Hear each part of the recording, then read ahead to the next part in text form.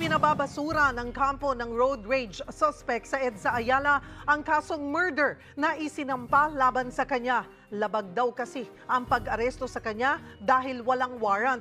Yan at iba pa sa pagbabalita ni Gary De Leon.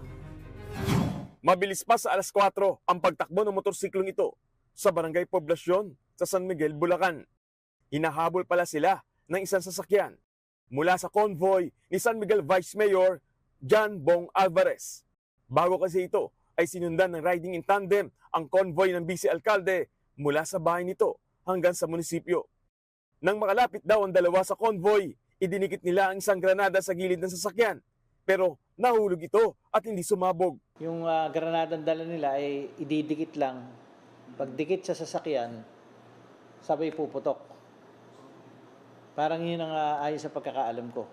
Nagkabulan daw ang bodyguard ni Alvarez at ang riding in tandem. Dito muling naghagis ng granada pero hindi ulit sumabog. Ligtas na nakababa ng sasakyan si Vice Mayor Alvarez at pamilya nito.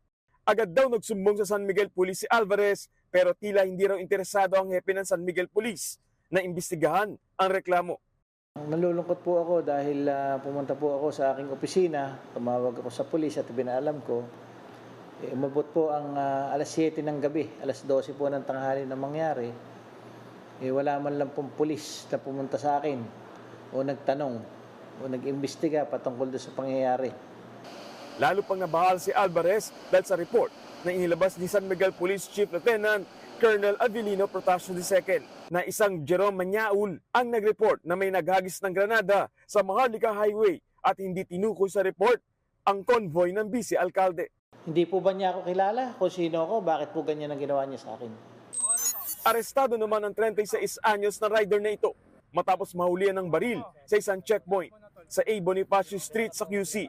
Kargado ng bala ang baril na nakatago pa sa compartment ng motorsiklo. Wala namang maipakitang dokumento ang rider sa hawak niyang baril. Nasa piskal na ang kasong murder na isinampa ng Philippine National Police laban kay Gerard Yu, ang motoristang bumaril sa family driver na si Aniceto Mateo Jr. sa Ayala Southbound Tunnel sa Makati noong hapon ng May 28. Nahuli siya ng mga pulis umaga ng May 29. Nahalugog din ng mga otoridad ang bahay ng suspect sa Pasig City. Pero wala pa man sa araw ng pagdinig, mariin nang tinututulan ng mga abogado ng naging pagkilos ng mga pulis. We are protesting, we are objecting, we are complaining to the illegal arrest and illegal search and seizure of the premises of the house of Mr. Yu during the incident of May 29, 9 o'clock a.m. Sa liham ng mga abogado, kina Interior Secretary Benor Avalos, PNP Chief Romel Marvil, Makati City Police Chief Edward Cutiyog at Makati City Prosecutor Dindo Venturanza, nakasaad sa sulat na wala raw arrest ni search warrant laban kay Yu, ni wala nga raw law enforcer nang mangyari ang paghahalugog. Bagay na pinabulaan na ng mga pulis.